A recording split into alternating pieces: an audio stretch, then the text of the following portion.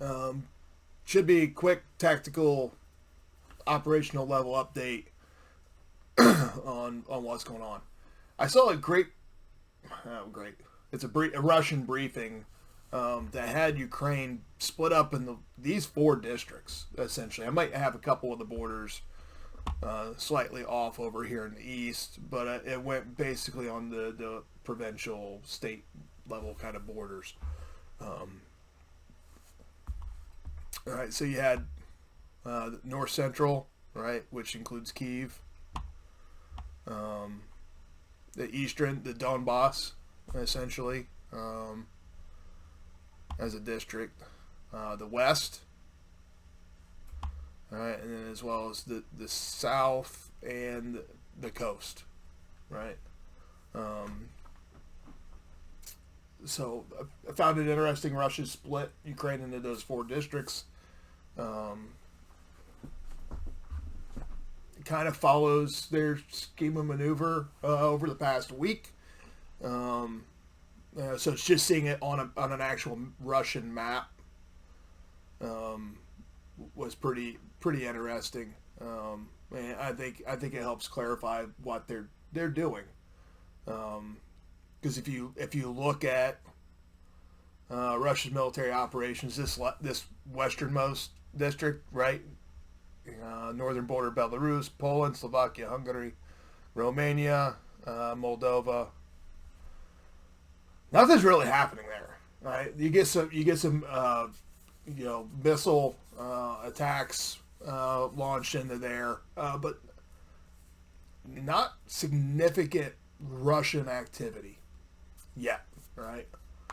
I think as everything else continues to unfold, you'll probably see an increase in missile, potentially rocket artillery, as well as some special operations, trying to shape that for the future. But not a whole lot going on there, all right? And the farthest east, the Donbass, to me, that's kind of a done deal. Like, that's Russia's been shaping that for a decade, and have done a pretty good job there. I think. I think that's well under Russian control. They're still fighting there. There's still resistance, but I think even to a large degree, Ukraine has ceded that for the time being. Not to say they won't go back and try to reclaim that territory, but Ukraine's not really focused on that area, right? They're focused more on the heart of the country, as well as the south coast. I'll go to this next slide here.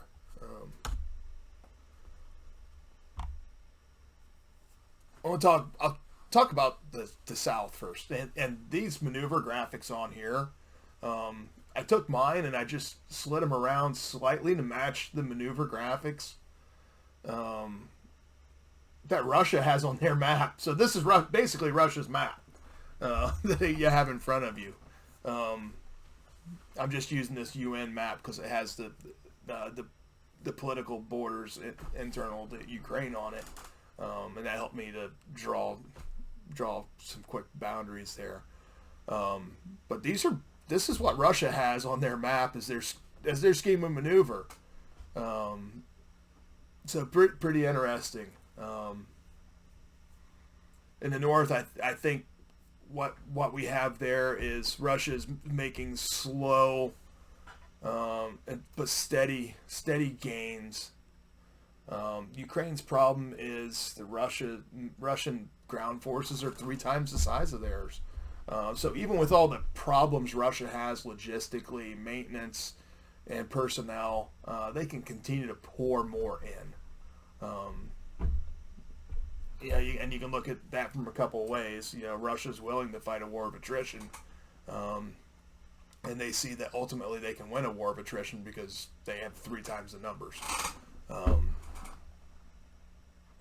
Or it just makes a more target-rich environment for Ukraine. Right? That's the way I would look at it. Like, ooh, you just sent 10 more T-72s into the fight. That's 10 more potential kills for me. Thank you. I love shooting tanks. Yeah, but if you look in the north, right, we were looking at, kind of a core size element. 3 mech infantry divisions is what I had templated up there. The numbers that you're seeing in the media kind of looks like a core. And we have a pretty good idea it was a core that was conducting training in Belarus prior to this invasion. All right. Remember I said they were going to isolate. Looks like we have probably 2 divisions who are going straight to Kyiv, right? And we found them, stopped Chernobyl, continued mission on, and now they're on the outskirts of the city. Varying states of readiness, though, right? I said 40-mile long convoy, right? So what is like 50 miles from Chernobyl to Kyiv. So if you stack everything on a road, it's probably about 40 miles long for 2 divisions. Heck yeah. 2 mech infantry divisions is a lot of equipment. A lot. So if you put it all in column on a highway, it's probably 40 miles long. So it's going to fill roughly that whole distance from Chernobyl to Kyiv. Russia does have this axis that's coming a little bit more southwest, slightly southwest, right?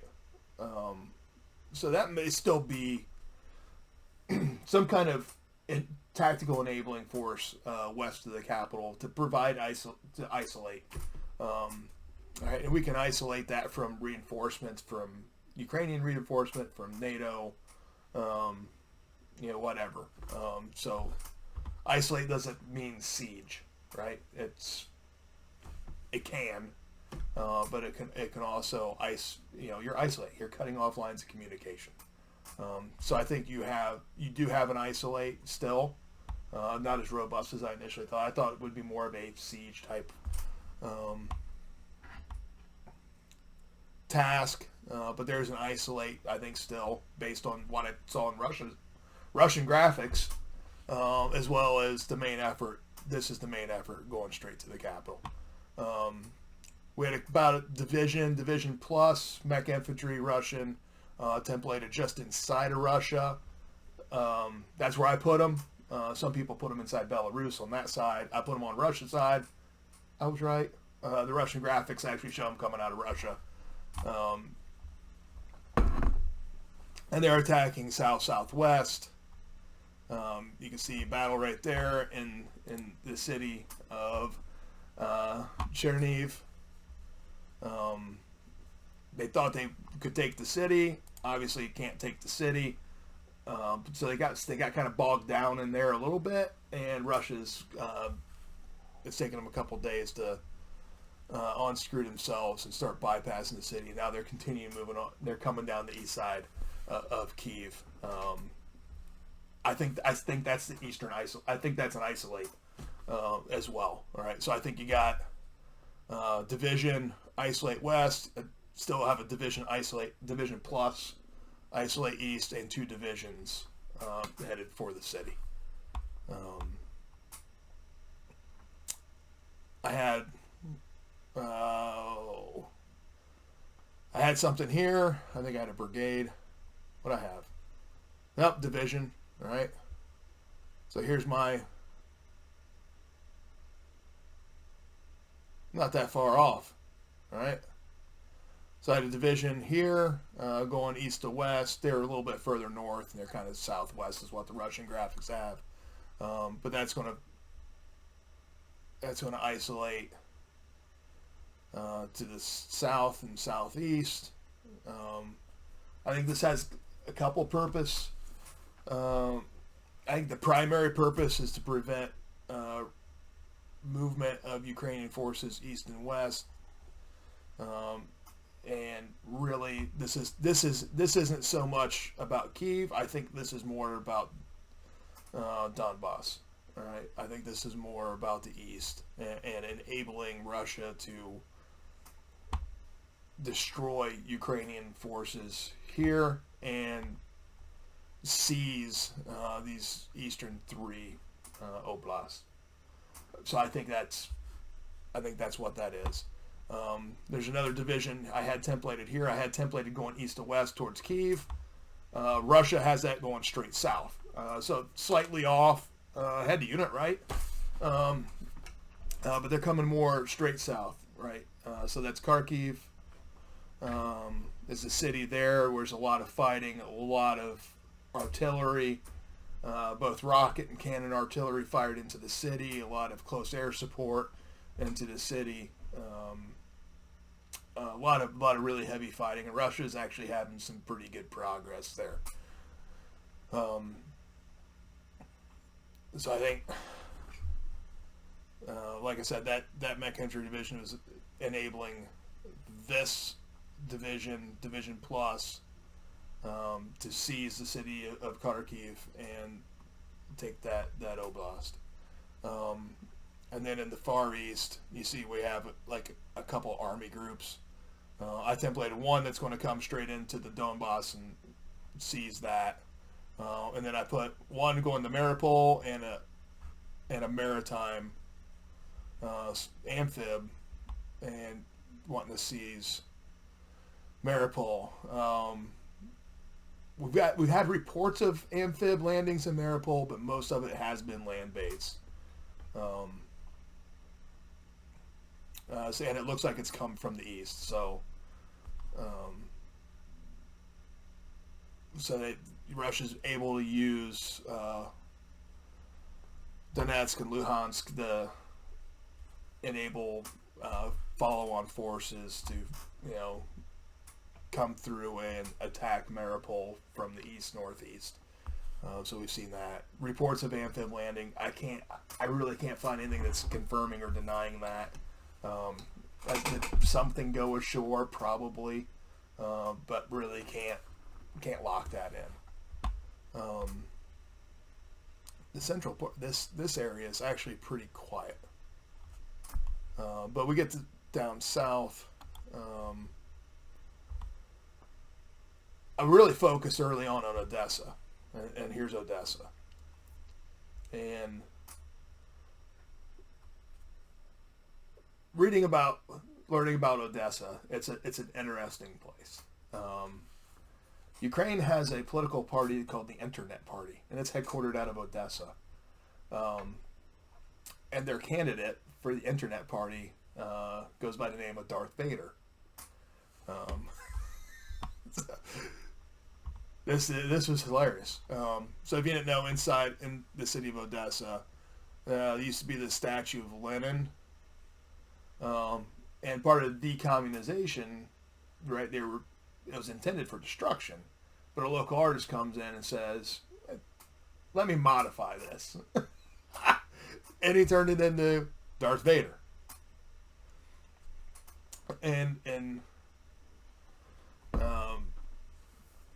on the inscription that he added to the monument below now Darth Vader, right, it says this: Darth Vader, to the father of our nation, from its grateful children and stepchildren. So there's some humor, right? It's that dry Ukrainian humor there. Trading one emperor for another, right? So I appreciate that. But early on, we had a lot of reports of Russian amphib landings in Odessa, Russian success, Russia seizing Odessa. Turns out those reports were pretty false. Odessa's actually held pretty strong.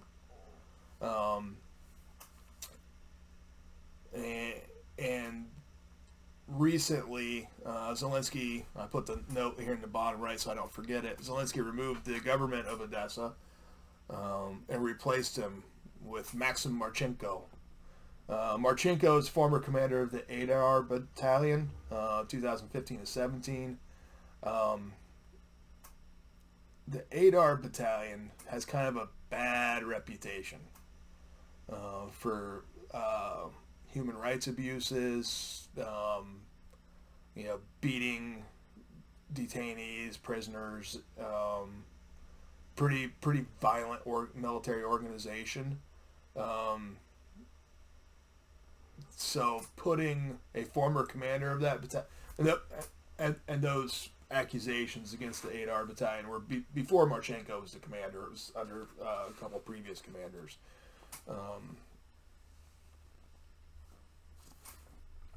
But it sends a signal, right? That's a message I'm sending if I'm Zelensky. I'm like, here's what I've done. I put a former commander of the 8R battalion in charge of Odessa Oblast. So come and attack it, and you're going to get what you get. Right? It's a threat. I read that as a threat. Zelensky's telling Russia, come and get some, because my boy I put in charge here now is going to. He's not just going to kill you. He's going to capture you. He's going to torture you. Yeah, you're going to have a very bad time leading up to the end of your life. That's a strategic message that Zelensky sent by putting Marchenko, installing him as the governor in Odessa.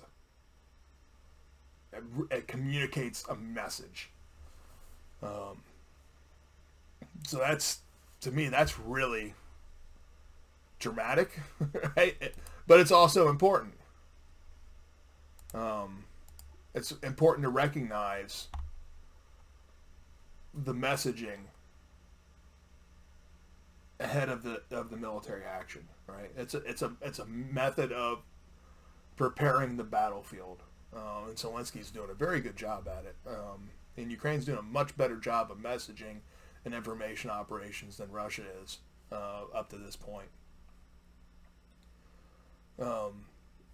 So along with that, I updated the graphics here based on Russia's graphics. So these are Russia's graphics. Let me go up a couple, look at what I had. I just had an amphib siege of Odessa, right? I think Russia attempted that. They had limited success. Maybe they were able to grab a beachhead, and then were repulsed. And Ukraine was able to maintain Odessa for the past several days. Russian graphics show multiple axes of an advance into Odessa now. All right. To include, there's roughly a brigade plus of Russians in Moldova. And Russia's graphics have that that unit attacking from Moldova into Odessa. So, that's interesting. A lot of us expected something with that.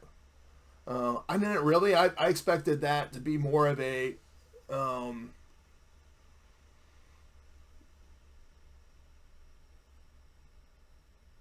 keeping Moldova on the Russian side kind of thing, so they can take Moldova without much of a fight, if any, right? Because they've already seized it from the inside out. But apparently that unit's going to get committed to the fight, which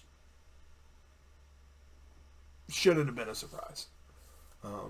I thought Russia would have a much easier time here based on their maritime supremacy in the Black Sea. We've also seen some of the Black Sea fleet moving in, so there will be a maritime component to Odessa. So expect to see Brigade Plus attacking from Moldova, a maritime component attacking from the Black Sea. Now, is that the Black Sea fleet utilizing cruise missiles, ship-based artillery? Probably that's the preponderance of what's going to happen there.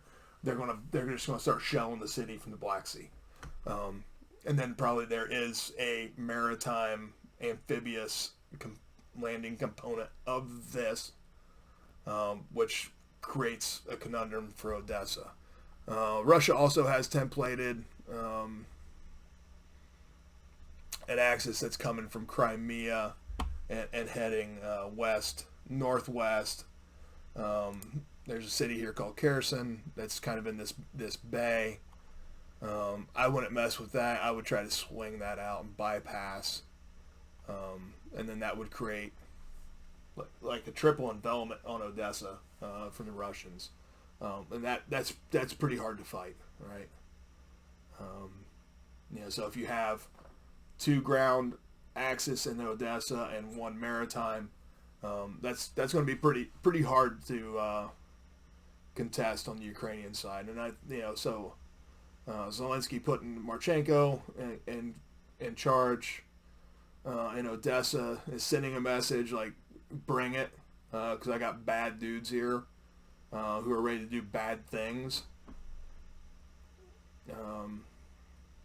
and knows that Odessa is under significant threat from multiple sides simultaneously. So I think that's the next big fight's Odessa. Give it a couple days to fully develop. I think you'll have the Black Sea Fleet come in and start preparatory fires over the next 24 hours. It's going to take about a day for that unit to get from Crimea in position, and then you'll see northwest, northeast attacks into Odessa. Meanwhile, Russia's got to figure out their sustainment, their log trail up in the north, because everything seems to have slowed down, if not stopped, on their isolation and attack in Kyiv. I mentioned before, I think there's multiple factors involved here. I think you have some conscripts that don't want to fight. I think that's part of it, and that's why I did my education piece. I was trying to figure out why don't they want to fight? Why don't? Turns out like there's a lot of reports saying they didn't even know they were going to Ukraine. They're just like, oh wait, we're in Ukraine and we have live ammo. Crap.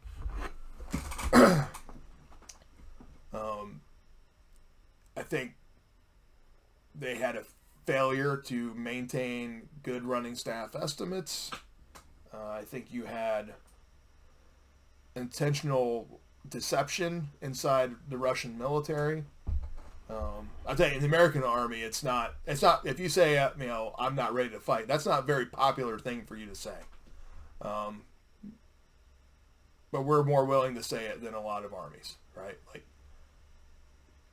Because I have an internal drive that I'm not going to put my men and women in harm's way if they're not ready, and our equipment's not ready, and our sustainment's not ready, right? Because people are valuable to me. I don't think it's so. So I'm willing to go out. I was willing to go out and say it, like, no. I got too many broken tanks with a lead time on repair parts that's too long. We're not ready to go right now. In the Russian army, that's not acceptable.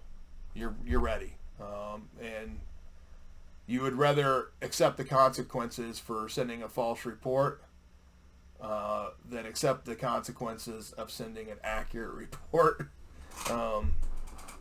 Since ask for permission now to not fight, or ask for forgiveness later when you tried to fight but weren't really ready and capable of fighting. So I think there were bad. I really do think there were bad reports sent by Russian commanders saying that we're combat ready. We have X number of tanks, BMPs, BTRs, BRDMs, etc. 2 S-19s that are fully mission capable. We have X number of rounds. We have 96 hours supply on hand, fuel, food, medical maintenance. And that's all. And it was all crap. It was all false. Because within 96 hours, most Russian units, especially in the north, were pretty much culminated because of sustainment, not because of combat losses. So that's that's a problem Russia's figuring out right now. Is like, all right, now how do I get started back up? We're seeing some evidence that they're able to start their offensive back up slowly but surely. In the meantime, they're ratcheting up indirect fires, right? A few discussions, comments I've had with folks the past couple days, and through some open source reporting. And I've mentioned time and again that Russia does not have air superiority. At best, there's air parity, if not Ukrainian air superiority. And everyone's like, why is this? Well, it goes back to operational readiness and the reluctance to report accurate operational readiness. I think also sustained combat in Syria by the Russian Air Force is contributing to their inability to dominate the air domain. Russia expended a lot in Syria. Russia put their newest stuff in Syria. So I think they shot up a lot of their precision-guided munitions, and they do not have the industrial base to replenish their munitions. So I think what they're left with is a lot of, what we call dumb bombs, right, in the vernacular. They're not laser guided, they're not precision guided, they're not GLONASS or GPS guided warheads. They are just, I look through an optic, yep, drop the bomb. So it's aimed fire, but it's not precision fire. These, so it's in effect now it's an area weapon instead of a point weapon. And I think that's the preponderance of munitions that the Russian Air Force has remaining. Are area weapons instead of precision. So you're not going to have the same effect as you would from a precision munition. All right. Additionally, Russia did not plan a deliberate campaign to destroy Ukrainian air defense networks. Therefore, Ukraine's air defense system is still integrated and is still operational. And I think Russia is hesitant to fly their Su-34s or 35s right into the teeth of Ukraine's IADs. They'll take a risk with some of their older multi-role aircraft like an Su-30. And the Su-30 also doesn't carry PGMs. It carries dumb bombs, dumb missiles. So you don't have the same effect based on risk, based on attrition, and previous expenditure of warheads from other conflicts, whether it be Syria, Crimea, Georgia, or what have you. So I think there's a few things playing into why Russia doesn't have air superiority. I think it's a mix of that, right? Ukraine's good. Ukraine's Air Force is good. Ukraine's air defense is good. Russia failed to plan appropriately to destroy Ukraine's air defense network. Russia doesn't have precision-guided munitions in the quantities or capabilities that they need to effectively execute an air campaign that would give them air superiority and supremacy.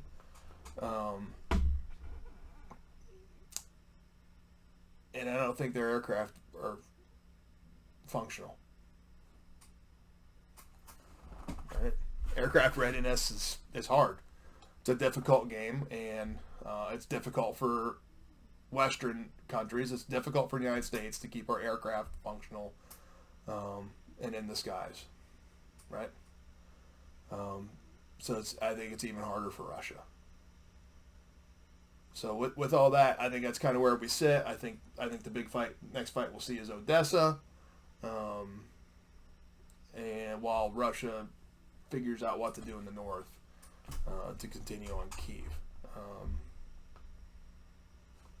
There we go. About 30 minutes of blabbering, as well as 20 minutes earlier talking about education.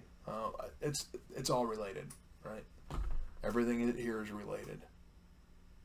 So I hope it's useful. I hope I kept it kind of understandable and easy to follow. And it's March 2nd. So hey, see what happens. Really, I think the next 72 hours is Odessa. 96 is when we'll see the next significant movement on Kyiv. That's me. All right? Laters.